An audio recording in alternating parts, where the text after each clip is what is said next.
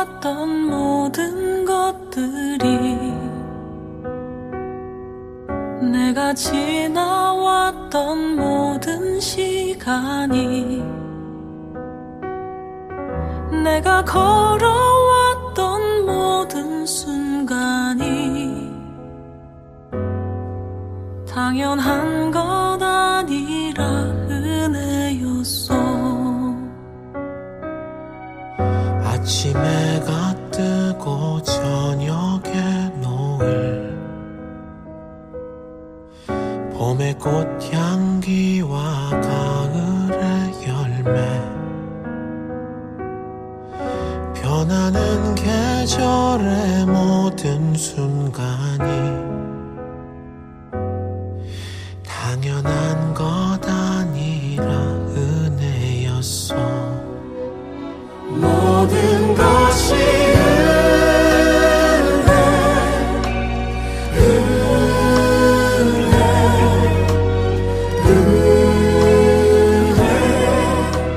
한없는 은혜, 내 삶에 당연한 건 하나도 없었던 것을, 모든 것이 은혜였어.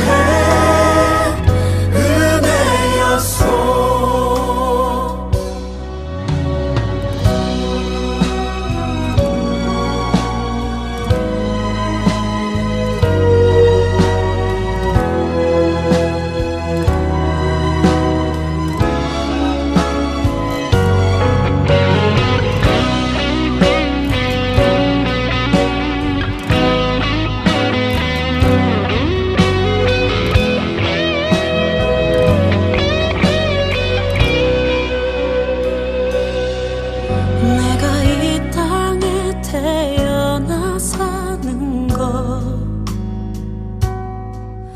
어린아이 시절과 지금까지 숨을 쉬며 살며 꿈을 꾸는 삶, 당연한 것 아니라 은혜였어. 내가 하나님의 자녀로 살며 오늘 찬양하고 예배하는 삶, 복음을 전할 수 있는 축복이 당연한 것 아니라 은혜였어. 모든 것이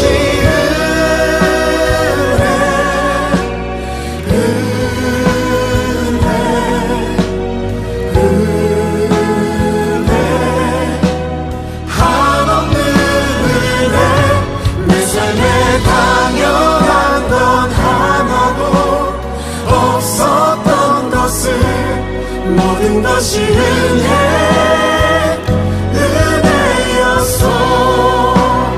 모든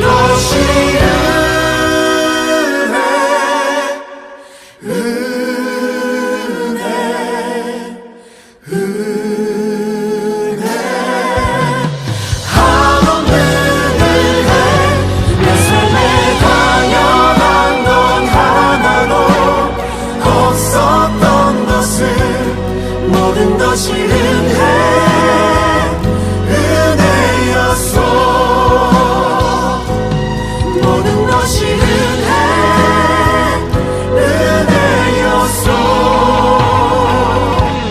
모든 것이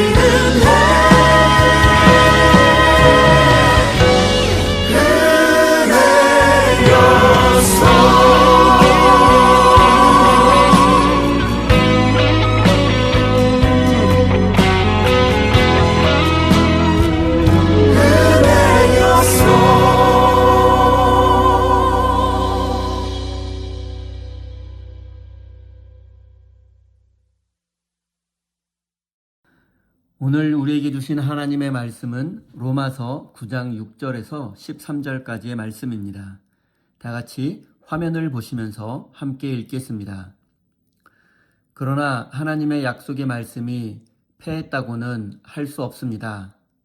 이스라엘에게서 태어난 사람이라고 해서 다 이스라엘 사람이 아니고 아브라함의 자손이라고 해서 다 그의 자녀가 아닙니다. 다만 이삭에게서 태어난 사람만을 너의 자손이라고 부르겠다 하셨습니다. 이것은 곧 육신의 자녀가 하나님의 자녀가 되는 것이 아니라 약속의 자녀가 참 자손으로 여겨지리라는 것을 뜻합니다.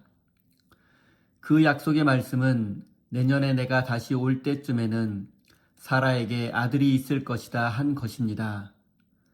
그뿐만 아니라 리브가도 우리 조상 이삭 한 사람에게서 쌍둥이 아들을 수태하였는데 그들이 태어나기도 전에 무슨 선이나 악을 행하기도 전에 택하심이라는 원리를 따라 세우신 하나님의 계획이 살아있게 하시려고 또 이러한 일이 사람의 행위에 근거하는 것이 아니라 부르시는 분께 달려있음을 나타내시려고 하나님께서 리브가에게 말씀하시기를 형이 동생을 섬길 것이다 하셨습니다.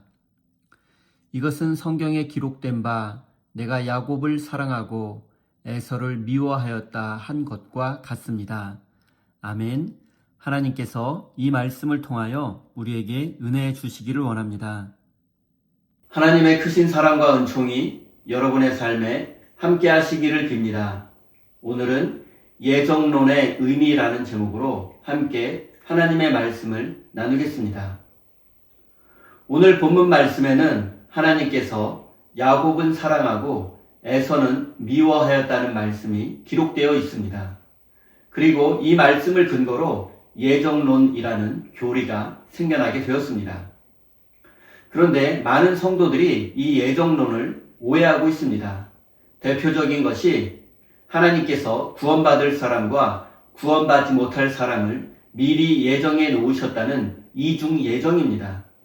그런데 이런 오해에서 문제가 생겨납니다. 그것은 모든 사람을 사랑하고 모든 사람이 구원받기를 원하시는 하나님께서 구원받지 못할 사람을 미리 정해 놓으셨다는 것입니다. 원색적으로 표현하면 하나님께서 지옥에 갈 사람을 미리 정해 놓으셨다는 것입니다.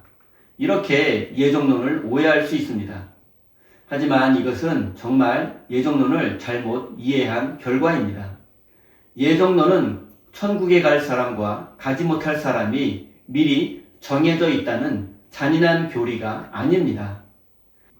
예정론이 강조하는 것은 선택받지 못한 사람이 아니라 선택받을 자격이 없는 사람이 하나님의 은혜로 선택받았다는 사실에 있습니다. 예정론은 우리의 구원이 우리 자신에게 달려있는 것이 아니라 오직 하나님께 달려있다는 선언입니다. 어떤 인간도 자신의 행위나 노력으로 구원받을 수 없습니다. 구원을 위해서 아무 노력도 할 필요가 없다는 것이 아니라 하나님 앞에서 겸손해야 한다는 뜻입니다. 우리의 노력이나 능력으로 선택받은 것이 아니기에 우리는 자랑할 것이 없고 겸손할 수밖에 없습니다. 그럼에도 마치 자신의 능력이나 실력으로 구원받은 듯이 말하는 사람들이 있습니다. 이런 사람은 자신의 믿음을 과시하고 또 선행을 자랑합니다. 그리고 다른 사람의 구원에 대해서 함부로 말하고 마치 하나님의 계획을 전부 알고 있는 듯이 교만히 행동하기도 합니다. 하지만 이것은 선택받고 구원받은 사람의 올바른 태도가 아닙니다. 우리가 믿음으로 구원받은 것은 사실이지만 이 믿음조차 우리의 것이 아니라 하나님께서 선물로 주신 것이기 때문입니다. 우리가 믿어야지 하고 결단해서 믿게 된 것이 아니라 하나님께서 우리에게 믿음을 선물로 주신 것입니다. 그렇기 때문에 우리가 하나님 앞에서 내세울 것이나 자랑할 것은 아무것도 없습니다. 이것이 우리가 겸손할 수밖에 없는 근본적인 이유입니다. 우리가 하나님의 선택과 예정 앞에서 생각해야 할 것은 과연 내가 하나님의 선택을 받은 사람답게 살고 있는가, 구원받은 사람답게 살고 있는가입니다. 사랑하는 성도 여러분, 하나님은 구원받지 못할 사람을 미리 예정해 놓으신 것이 아니라 자격 없는 우리를 선택하시고 구원해 주셨다는 사실을 기억하십시오. 이것이 바로 예종론이 강조하는 것이며 예종론의 의미입니다. 이제 예종론에 대해서 좀 더 생각해 보겠습니다. 현실적으로 생각해 보면 구원받은 것처럼 보이는 사람이 있고 또 구원받지 못한 것처럼 보이는 사람도 있습니다. 그렇다면 우리는 이런 질문을 할 수 있습니다. 하나님은 누구는 구원하고 또 누구는 구원하지 않으시는가? 하나님은 누구는 사랑하고 또 누구는 사랑하지 않으시는가? 이런 질문을 할 수 있습니다. 오늘 본문 말씀에도 하나님이 야곱은 사랑하고 에서는 미워했다는 말씀이 있습니다. 하지만 신약성서 여러 곳에 하나님은 모든 사람을 사랑하시며 모든 사람이 구원받기 원하신다는 말씀도 있습니다. 또한 하나님의 선택과 구원은 아직 완성되지 않았습니다. 그렇기 때문에 사도 바울은 두렵고 떨리는 마음으로 너희 구원을 이루라는 말씀을 했습니다. 아직 구원받지 못한 사람이 있는 것처럼 이미 구원받은 것처럼 보이는 사람도 언제든지 구원에서 멀어질 수 있다는 사실을 기억해야 합니다. 우리가 예정과 관련해서 절대로 알 수 없는 사실이 있습니다. 그것은 누가 구원받고 또 누가 구원받지 못하는가입니다. 하나님이 누구를 선택하셨는지 또 하나님이 누구를 선택하지 않았는지 우리는 결코 알 수 없습니다. 평생을 믿음으로 살다가 마지막 순간에 믿음을 떠나는 사람이 있고 반대로 평생을 믿음 없이 살다가 마지막 순간에 믿음을 가지게 되는 사람도 있습니다. 우리가 할 수 있는 것은 나 같은 죄인을 선택하시고 구원해 주신 하나님의 은혜에 감사드리는 것 뿐입니다. 우리는 하나님께서 왜 우리를 선택하시고 예정하셨는지 이유를 알지 못합니다. 다만 우리가 알고 있는 것은 우리에게는 그럴 자격이 없다는 사실뿐입니다. 하나님께서 우리를 선택하고 예정하신 이유는 단지 하나님의 선택이라고밖에 할 수 없습니다.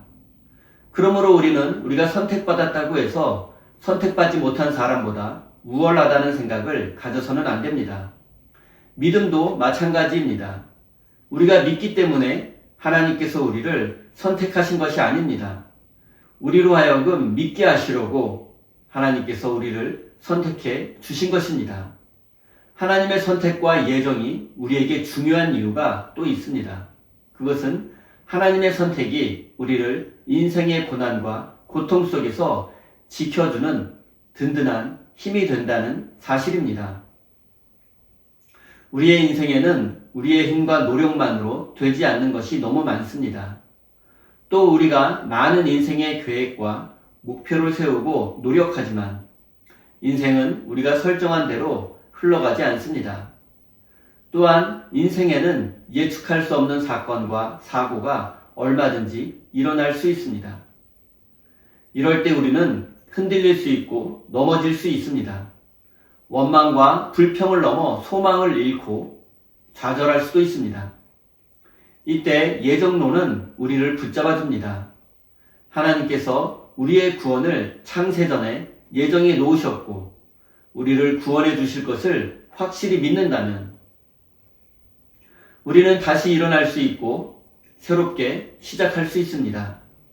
하나님은 우리의 인생을 새롭게 하실 수 있는 능력이 있습니다.